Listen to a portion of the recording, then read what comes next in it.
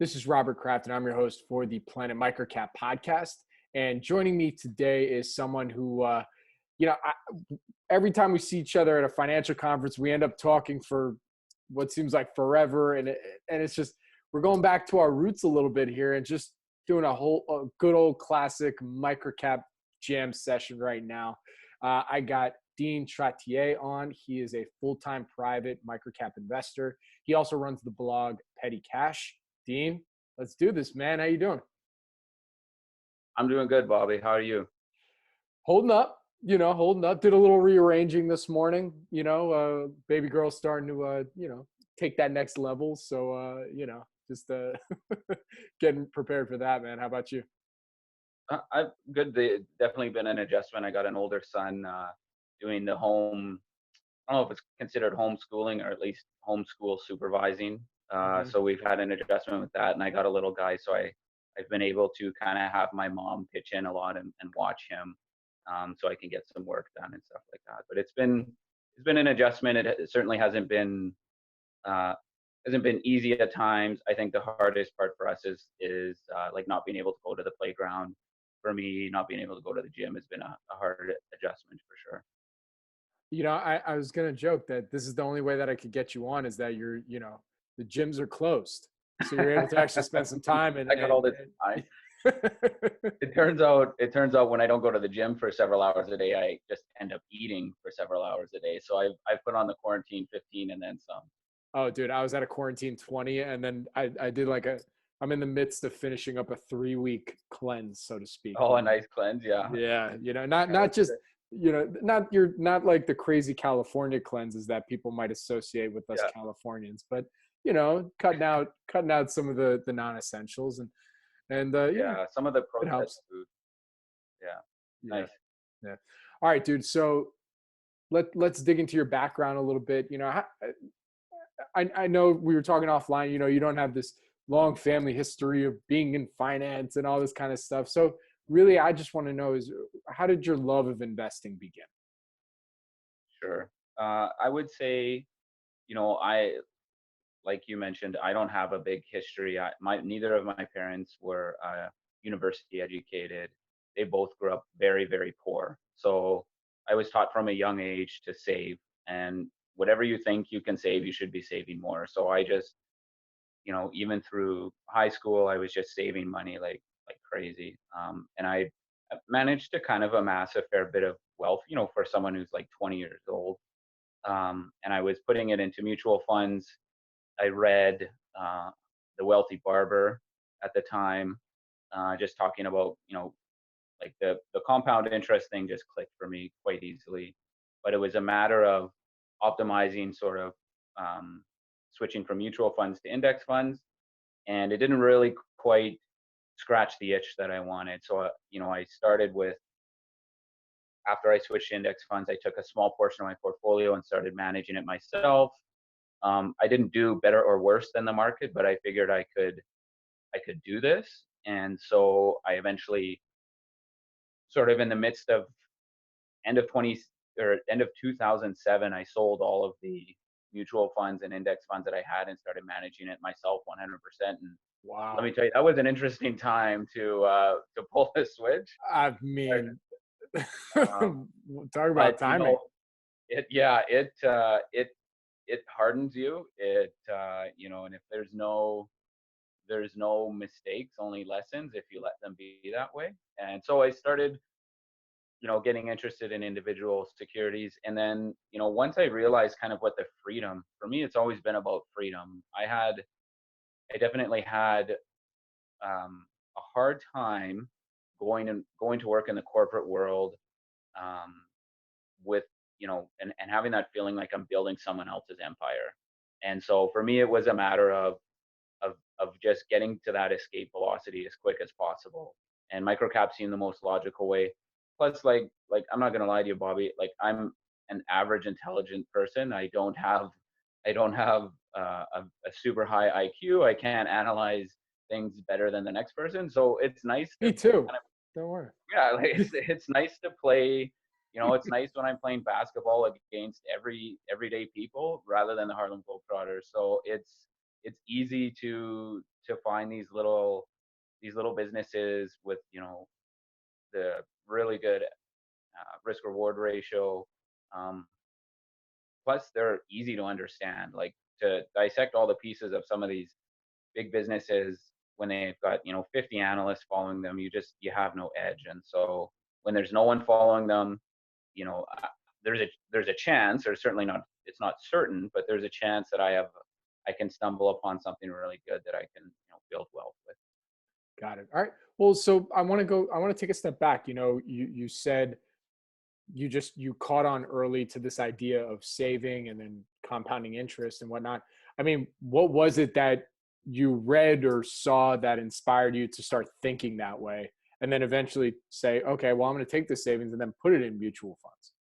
Yeah, I would say, like, because that wasn't actually my template from my parents. My parents are very much like, my dad's that stereotypical GIC veteran. Like, he was around when interest rates were well above 10%, and he had a couple of experiences in the stock market and lost some money. And so to him, that was like, it was a no fly zone. That was, we just don't do that. And once I realized, you know, when you do the math, and despite having more volatile, you know, say 10% or 15% returns versus a steady, at the time, GICs were paying 4 or 5%. Now they're like 2%. But you see over a 10-year period, you know, if I'm 25 and I'm planning on working till I'm in my 50s, what am I better off? Where am I better off putting my capital? And then it slowly kind of migrated to where was my edge. And microcaps are kind of, it feels like kind of that last frontier where where just an everyday person can roll up their sleeves, do some work, you know, have some, you know, find some good networks and attend some of these great conferences, and, you know, can really find something, you know, unique that has a that adds that adds value, not just to shareholders, but to the entire, all of the stakeholders within that business. 100%. I mean, you must have heard my interview with Jim O'Shaughnessy when that was one of his main lines, is that microcaps is the last frontier, you know. And really, I mean, it's a market that investors like you, I mean, really can take advantage of. You know, this is a market for the private retail investor, you know, especially if you're thinking along the lines of, you know, I do want to find companies prior to them being found by institutions or getting crazy analyst coverage. I mean, for you, what was it? What was that first microcap experience? You know, when you said, hey, okay, this is where I think I can find my edge. You know, what was that first experience? You can name the name or not, because I'm sure it has to do Yeah. with the name, but you know, you let me know. Yeah. There's so the one that it hasn't actually built the most wealth for me, but it was Sangoma Technologies back. You know, they were a lumpy product company, and they had brought a new CEO in, and they were trading at it as a net. And the CEO said, like, he had a plan, and he's still there today. And by the way, when you make money off of the companies that you invest in, you can call the CEO by the first name. Otherwise, it's just the CEO. So Bill turned came in, and he had a plan. And it was that, you know, back when I first started, I had that typical uh, that trajectory where you start and you just buy very quantitative um, businesses, and you flip them for, you know, a 20 or 30% gain, and you find the next one. And this one was a little bit different because he had took the spare cash and bought a couple of other small businesses, and took a lot of the lumpiness out of the business slowly, and turned it from, you know, a lumpy product with decent margins to more sustainable service business over time. And as I kind of knew, as I discovered that, you know, you don't just want to buy a company for 50 cents and sell it for, you know, 70 cents or 80 cents on the dollar, because rarely do they become completely full valued. You see these companies with this long runway, and you can set these milestones to say, well, if this really has this, you know, lots of upside potential, meaning multiples of today's share price years out, what are some of those milestones? And you can build a conviction to add to it. And so when you become super concentrated, it does definitely lead to more volatile, you know, weekly, monthly statements. But when you're your own investor and you're just working with your capital, it doesn't really matter. It's what matters is that return 2, 3, 5 years down the road, and with these businesses. And what's nice with the small companies, and in this company in particular, is like I was able to phone up and have a conversation with the CEO and the CFO, and I've done a tour of their sales facility out in Ontario, and I've met with them again at some of these conferences, and it just shows you like that I think Sangoma at the time was in the 20-cent range or 30-cent range, and with this long runway, and you can see it now, it's done quite well. Not to say I've all of my winners go from 20 cents to to $1.50 or $1.09 or whatever it is, but you see that, and it changes your outlook on how you approach companies, and how you navigate through some of these lumpy quarters, because as a business is growing, many of the expenses are up front. They don't get to scale right away. They have economic factors, but if you truly believe in the management team, and you can hold, and you have the conviction to hold through some of those drawdowns, it does, over time, you can do quite well with it. Absolutely. So well, first things first, are you still a shareholder in Sangoma? Yeah. Gotcha. So let's take another step back real quick, because you kind of alluded to your strategy and some of the things that you look for already, but let's kind of get like a full picture of your investing philosophy, and then some of your criteria for a potential new investment. What are they? So I would say, from a portfolio structure standpoint, I usually keep about 60 to 80% of the portfolio in companies. It's not buy and forget by any standpoint, but it's you buy, and you have belief in the long-term potential of the business. So at any point in time, there's 3 to 5 businesses that I've just got a very large amount of conviction on, that I only may trim if the position size becomes really, really way out to lunch, or I might add if there's a rough quarter and I have the conviction to add to that. And then the other say 20-ish%, 30-ish% is sort of more short-term in nature, more kind of mean reversion candidates. Maybe I take like a top-down approach on a basket of companies. So I've done that a few times with oil services companies, based here in Alberta. Those returns, they're definitely short-term, and they have the potential to be really good and really sort of lucrative and salivating. But at the same time, you're not buying high quality businesses. So you have to remember, call a spade a spade. Like these are cyclical. There's not big barriers to entry. These aren't businesses you hold long term. You hold them for 9 to 18 months, maybe 24 months at the most, and you just leave them. And no matter what the outlook seems to look like, it is not a great business to hold through an economic cycle. But where I do the most wealth generation is in the core holdings, if you will. And those, it's really, you can tick through a lot of quantitative, you can work through a lot of quantitative things, but really these companies most times don't screen very well. It's all their value is in the future, and that's where you have to roll up your sleeves and do some work. So once I see that there's a competent management team that's quite incentivized with a business that has a long runway for growth, and someone, and I mean growth, like I said, I don't mean 2 quarters out. I don't mean, are they going to beat the next earnings? It's like, it's 2-3 years out. And I really like when there's some sort of situation or some sort of temporary like fog, someone that's just scaring everyone away. There's too much hair on it. I like those. Those are my favorite, because those are when you can really, get these companies at ridiculous valuations. You look at Expel with the 3M lawsuit. So Expel with the 3M lawsuit is a good example of sort of a temporary kind of clouds on the horizon.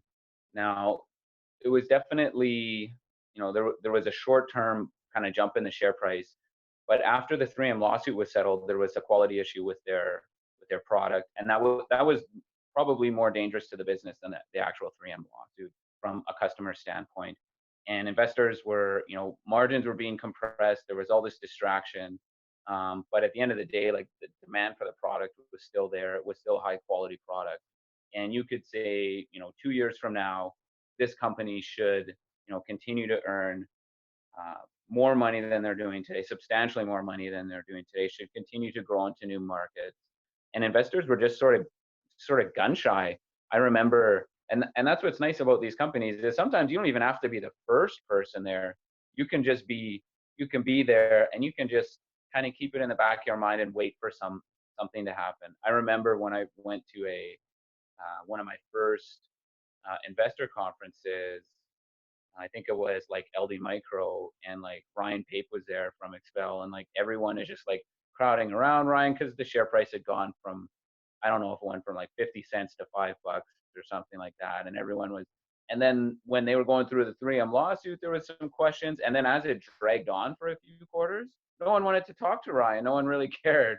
And then especially with the quality thing, I remember, Ryan had his one-on-one meetings, but there was not as much interest. As soon as this business really started to show its true colors and what it could do, it's popular again.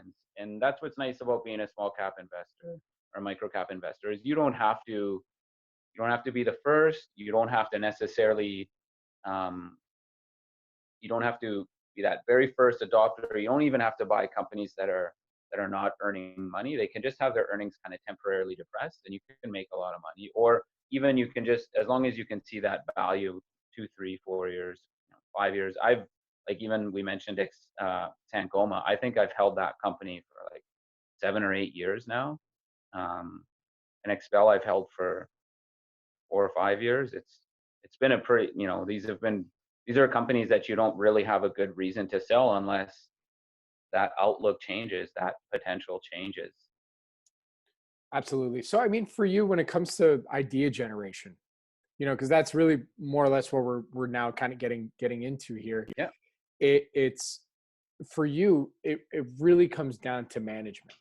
It sounds like, because like you said, like some of these companies don't really screen that well, especially if you're, we all know, Yeah. and then it really comes down to once you talk to management, and seeing what their vision is and actualizing that. So what are some things that then you look for with management? Yeah. You could go into incentives and insider ownership and all these other things. Those are pretty common. Those are, well documented. I would say, a growth mindset. When you ask management, like, what is something you learned in the last, your last acquisition? What is something that went better than expected, and what is something that kind of popped up that did? And if they tell you that everything was completely good and they executed it flawlessly, and they never make mistakes, that's just not the type of person. That they may be unsure how to communicate to shareholders, and then that means they may not have a good understanding of the type of investor you are. That in and of itself isn't necessarily bad, but sort of worse than that is an egotistical manager. That's not going to add any value. You need someone with quite a bit of humility. You need a growth mindset. You need them to understand the moving pieces of their business and think ahead. It's not uh, difficult, but it's not easy to find all of these things. It takes a long time, and a lot of the times the conviction builds as you continue to own these companies, and you see them navigate through some of these kind of different waters that they have to go through. Whether it's something opening up, if they're expanding internationally, they're opening something up, a new office somewhere else. Something comes up, or it takes longer than anticipated. You don't want to see a bunch of failed expansion efforts, but you also want them to be able to tell you, here's what we learned, here's how we're going to do it a little bit differently. So the humility is a big thing. You mentioned the screening. Like, yeah, most of these companies, if they do screen well, it's usually I wouldn't say it's too late, but the valuation is a lot higher, so your expected return is not going to be as good. But sometimes that's okay too, because with a higher valuation, or with a lot of, when you can have a little bit more certainty, it might make sense to actually pay up for that valuation. But that's definitely not where you get those really, really outsized returns. Oh, without question. I mean, look, you know, it's interesting because I've been fortunate enough to interview quite a few of our peers in this space that are full time. I'm not okay. I'm not a full time microcap investor, but I've gotten to interview a lot of full time microcap investors from now you, Paul Andriola, Ian Castle, Mike Schellinger, Mosh Swaydan. You know, and each person has their own story of when they finally went full time, you know, and the difficulties in making that switch and that change, especially, you know, you got kids, you got a family and managing all that. So, I mean, for you, when did you finally make that switch of say, you know what, this is my hobby, this thing that I really love is now turning into something where it's my full-time gig? You know, what was Yeah. that switch? Yeah, and I'll give you some added like context. I'm a single co-parent, so like this, all the financial burden is on these shoulders for the family. So I made the switch. As I was working through my career, and investing was sort of a passion, a side hustle or a hobby. Um, I was The two really dovetailed nicely. I was a general manager at a facility, and I was responsible for three different income statements. So I was actually able to make some of these decisions that I was hoping some of the, the managers that I would meet from investing would make. And then there was one, like we had some really good years, but it was a pretty demanding job. And I remember, you know, you check your emails on vacation, or you'd come home from vacation and you'd have a bunch of things to catch up on, and be very intense, very stressful.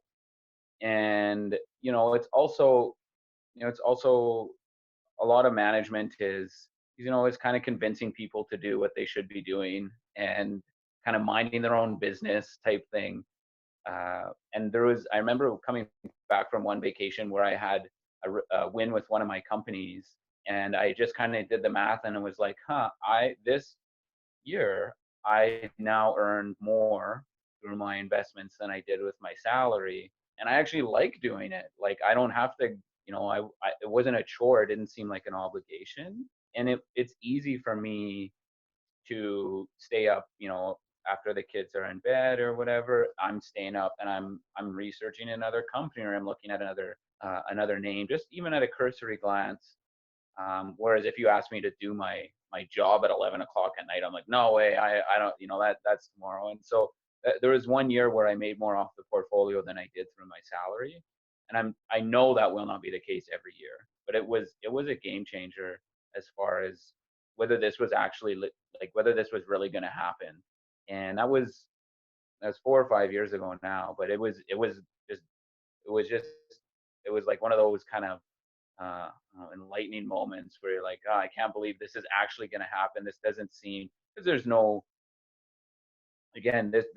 family history of any of this stuff.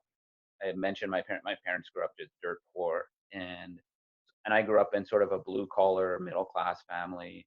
I have no actual education in finance, or anything like that. So it was quite interesting, and it was eye opening, and it really gave me freedom to do kind of, you know, as far as we know, we get one go around, and so we might as well do the things you want to do with it, right? And for me, that's not working for someone else for, you know, 60, 80 hours a week.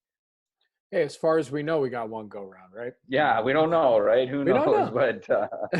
But Well, you know, I got to ask, and this, not to delve into your personal yeah, finance or anything like that, but, you know, I've always been curious, you know, how do you balance the, you know, whether to liquidate a position because you need cash to pay for this, you know, like what's the mindset? You know, how do you manage that? Because I'm sure there's a lot of people out there who might be listening to this and saying, you know, I want to go full time, but I don't know how to manage it. So I have cash to do what I want, pay for yeah, essentials, but also, you know, I don't want to sell a company too early.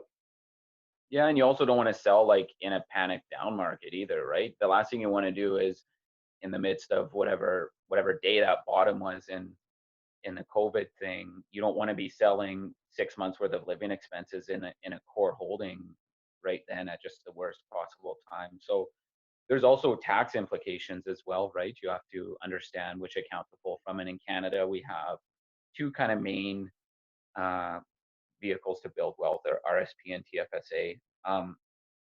Of course, you can have your house and rental properties and stuff. I try and keep sort of, 3 to 6 months of just liquid cash at any point in time, just sitting there. Even if I have to pull from one account where I pay taxes, later in the year, it just that way I just sleep easier at night knowing that worst case, I've got at least at the bare minimum 3 months. More likely, I have 6 to 10 months of living expenses just sitting there.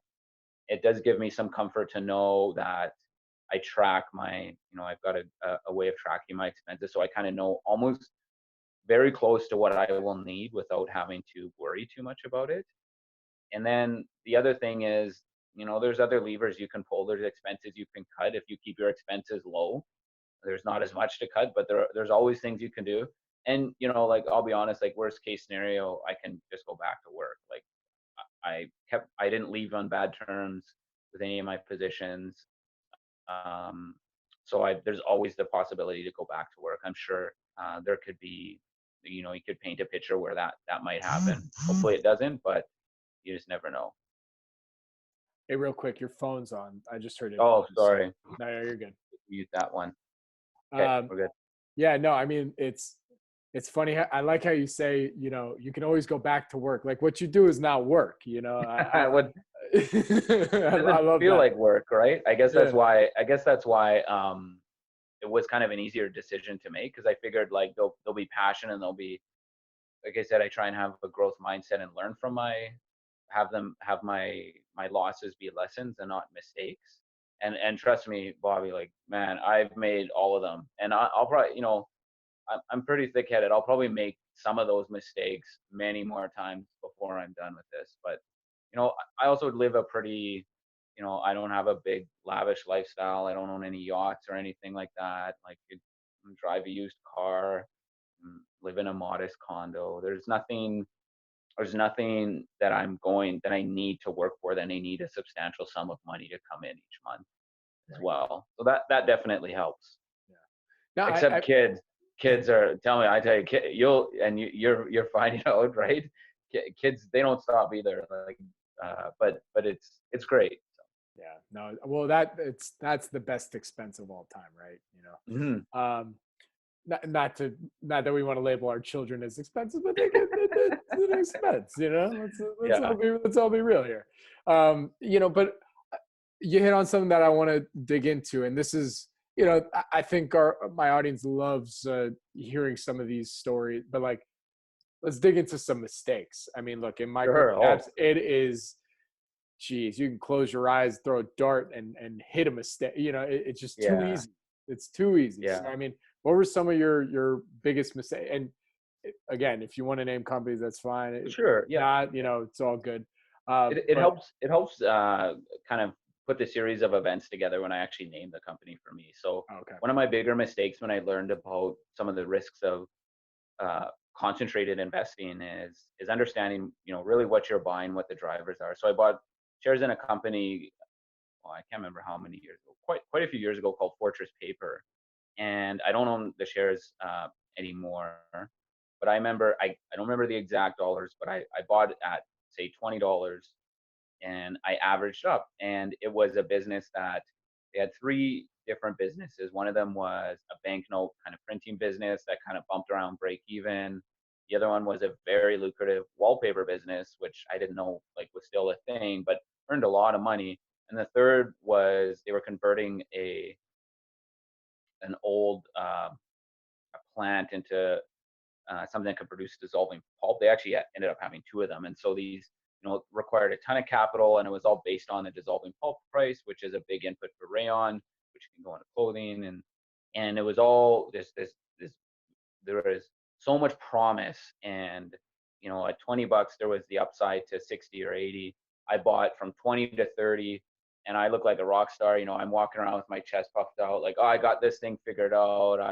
I've got my 3 books that I've read now, and despite living through 2008 and 9, I didn't have a lot of money at work in the market, and this is when I was starting to really see, it wasn't just hundreds of dollars going down the drain when you lose and it wasn't just,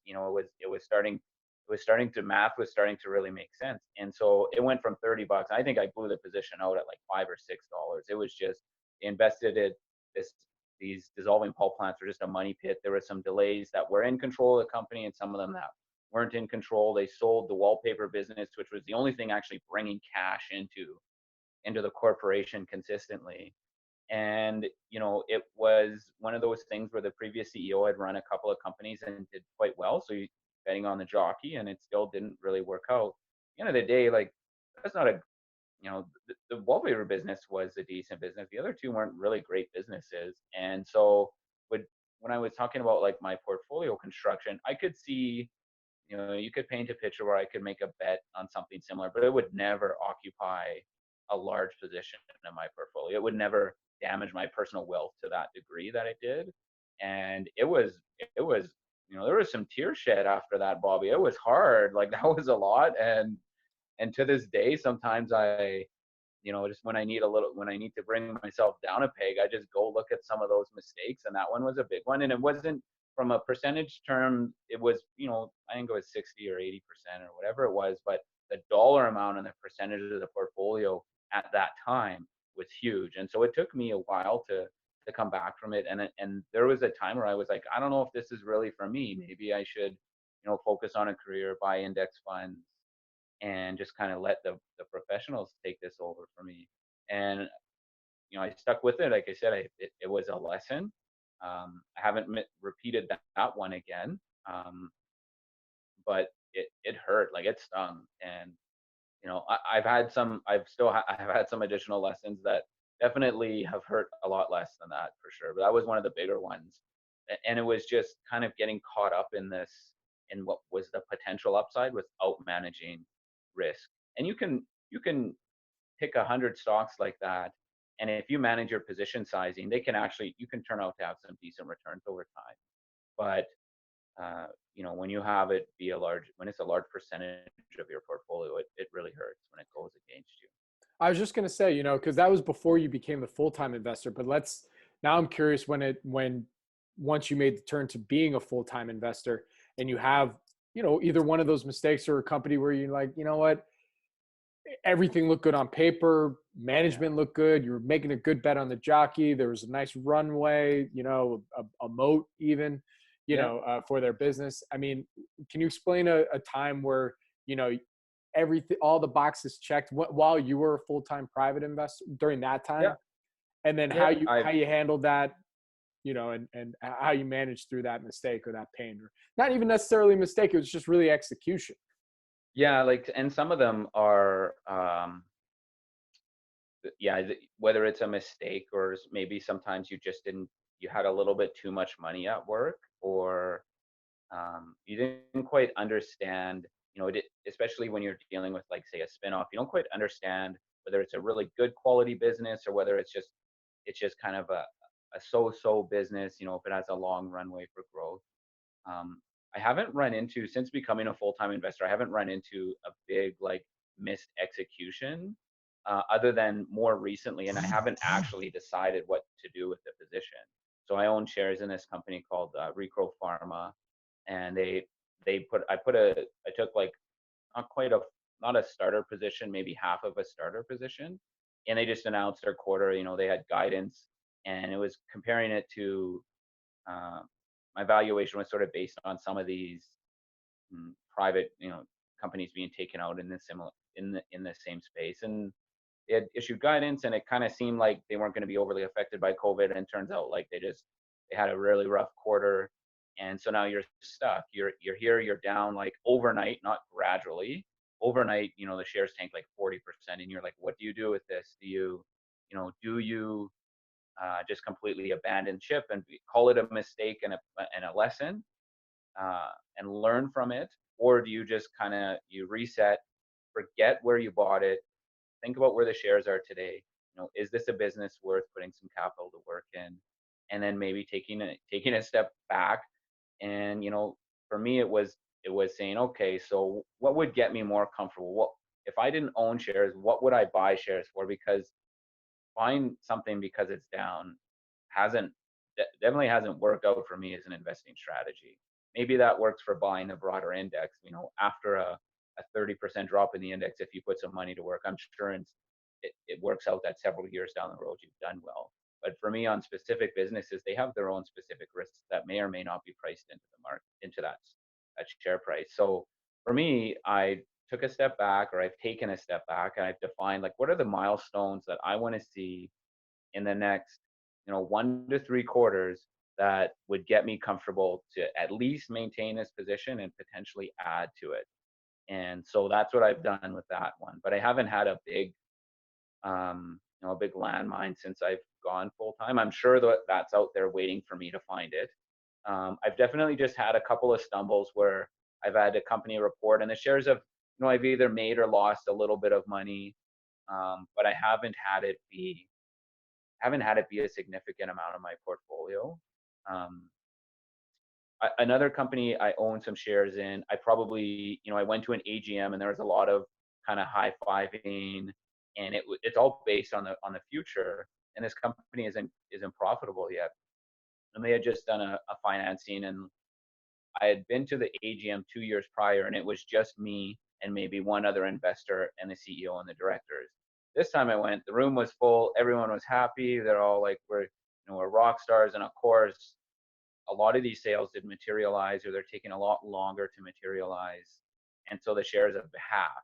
And in hindsight, I should have sold after I just, seen the rah at the AGM. And there still wasn't, at the time, there was just a lot of promise. There still is a lot of promise in that business, but it's a small position. So I'm not going to beat myself up over it.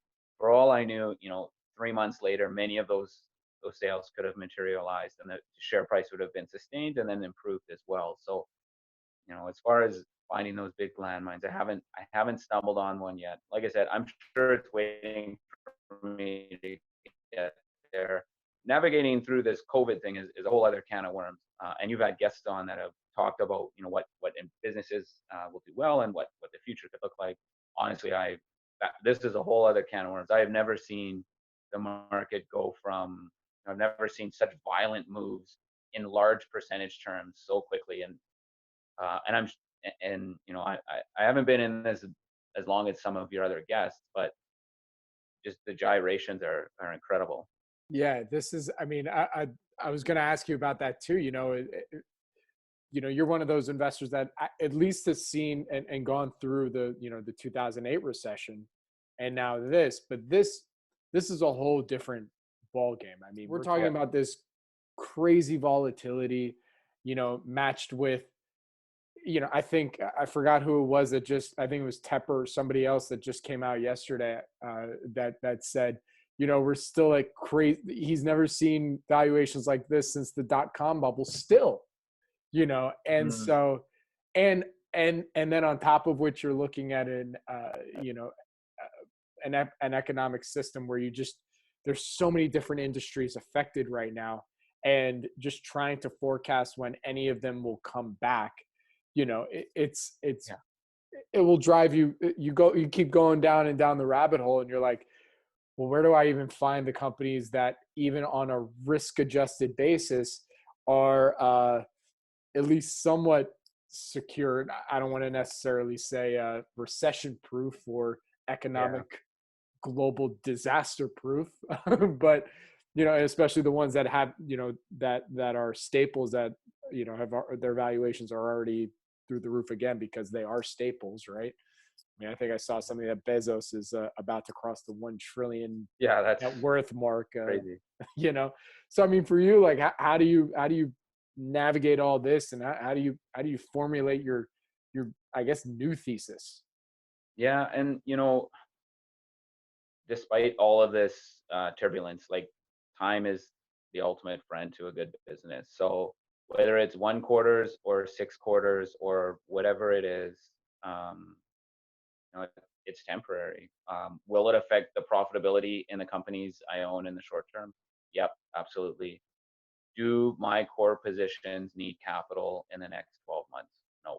So, earnings can go negative, for sure. I could be owning shares in companies with a PE of infinity, and I'm okay with that. The government has, so far has really stepped in and supported everyone. So it's almost like the unemployment numbers don't matter because everyone's getting paid to stay at home for now. How sustainable that is, I have no idea. I just try and stay in my own lane and find companies with, strong balance sheets, strong products, uh, competent CEOs to sort of make some of those decisions and navigate some of those waters for me. Yeah, I don't know, like, and comparing it to like the crash of 29 or to the tech bubble and I have no idea if that's even valuable. Like, we are not the same society from the Spanish flu pandemic. We are not, this isn't this isn't the uh, this isn't the '08, '09 kind of crash with, with implications through the financial system. This is entirely its own animal. So I have no idea. Like, I see the charts put up of like, this is what happened and this bear market rally. Look, at the end of the day, in 3 years, the companies I own shares in, I think, will sell more product or service than they're selling today. And they should do it with comparable margins, if not better. And the valuations to that, they won't need to damage their balance sheet to get there. Like, I'm pretty confident that we'll ride through it. And again, when you have the living expenses kind of put aside and everything like that, you're a little bit less concerned. It'd be different if I was living sort of month to month and having to sell. It would be a little bit harder.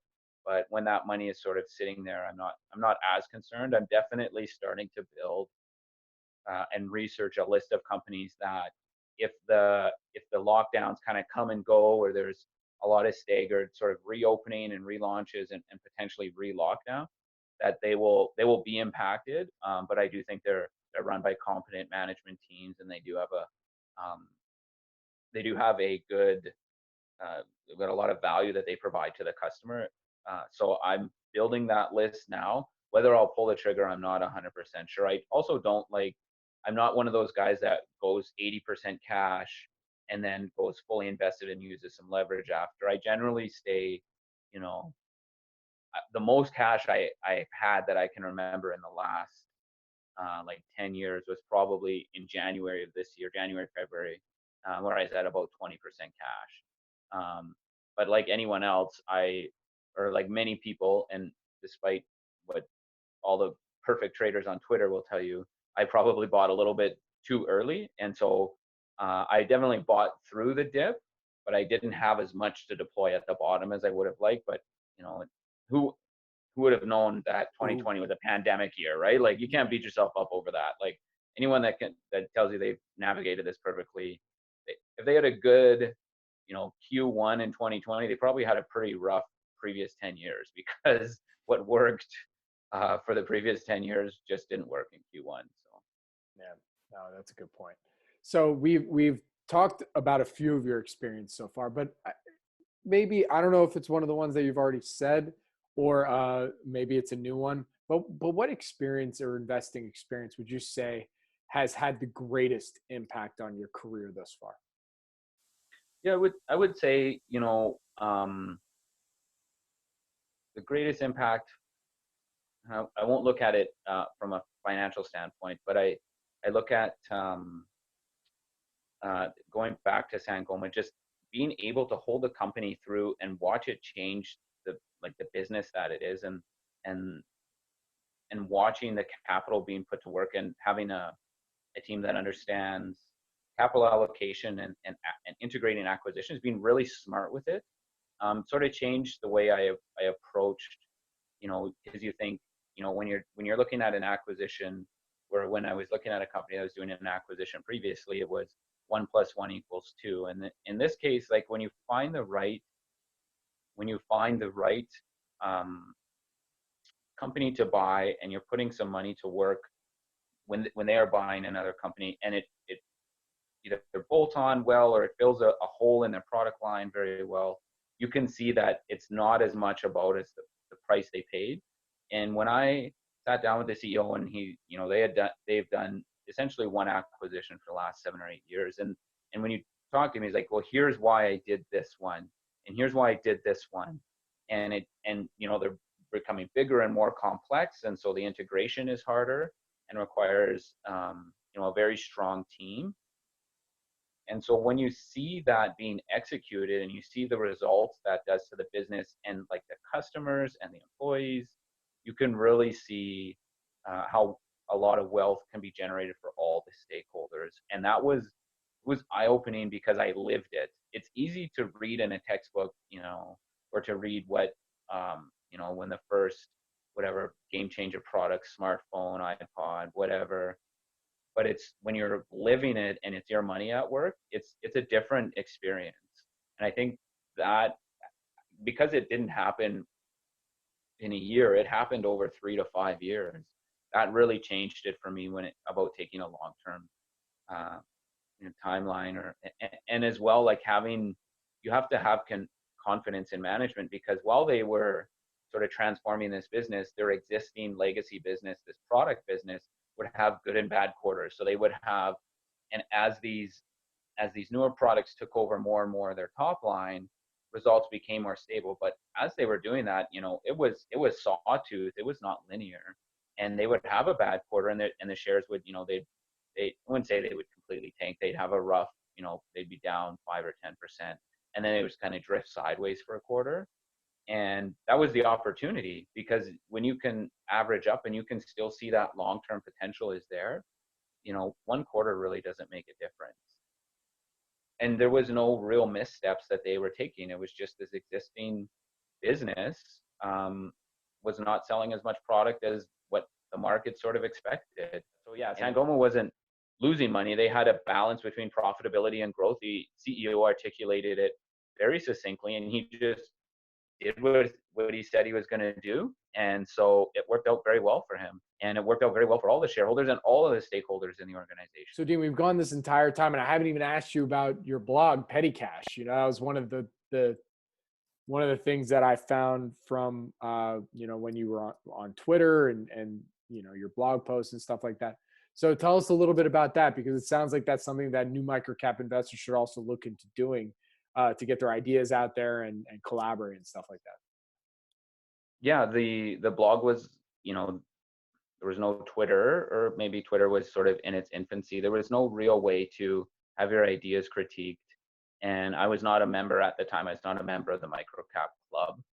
And I'm not even sure if it existed when I started my blog, but it was a good way to get ideas out, to have people critique you, and also to generate ideas, because once you can build a relationship with someone and they feel comfortable, that you've done a little bit of work on something they own, or maybe they're interested in, they might share some ideas with you. And so it was really about networking. It was actually through Petty Cash that I met Chip, and Chip's been a big mentor to me throughout the years. Like he's got a lot more experience at this. And so he was one of the people that sort of helped guide the way I look at some things. And yeah, it was really just a way to share ideas. I've always, like, we were saying this offline, like once a year I go through a phase where I'm like, I'm gonna post more, I'm gonna put some stuff up there. I put a few posts out, and then it just kind of dies out. I've got Twitter, I've got I have a kind of select group of people that think similarly to me, or at least look at businesses the way I do, that I'm not sure how much value is there from putting out a blog post. Having said that, it doesn't hurt. It's not going to do any harm to put an idea out there and have someone critique it. It definitely, it takes more effort to put something out there for someone to take a look at and maybe give you some bullet points, and it does to just never do anything, never put anything out there, never have anyone take a look at your stuff. It leads to a lot of humility. And like, I left all of the companies up there. Like I got invested in some Chinese RTO companies back in the day. Like thankfully they weren't big positions, but like, I left all the junk and the good stuff up there, so anyone can navigate through that. And let me tell you, when I look back, I'm a little embarrassed at my analytical skills, but I guess if you're not a little bit embarrassed of who you were a few years ago, you probably aren't growing. So true words could that, yeah. So with that, where can my audience go and find more information about you and Petty Cash, and also your Twitter handle?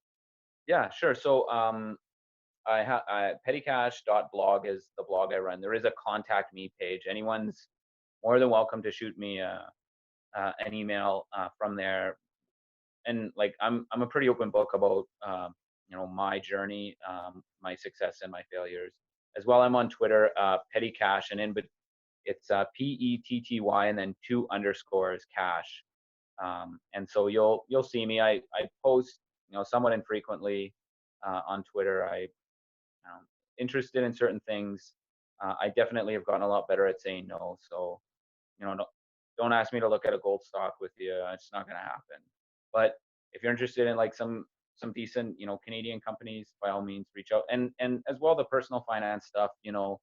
There's no one really walking me through this. I stumbled my way through it. So anyone has any questions on that stuff, I'm a pretty open book. And if they want to talk lifting too, I like talking lifting. That's my other side passion.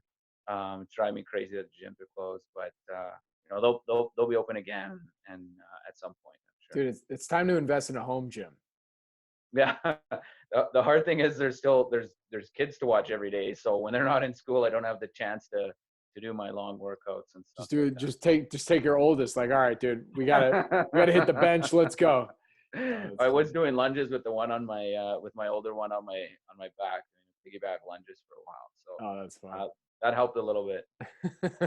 Well, good stuff. Well, Dean, thanks so much for doing this, man. I really do appreciate you taking the time, and I'm excited for our next chat. All right. So yeah. Thanks so much for having me, Bobby. No, absolutely. Stay safe, and we'll talk soon. Yeah, you as well. Take care.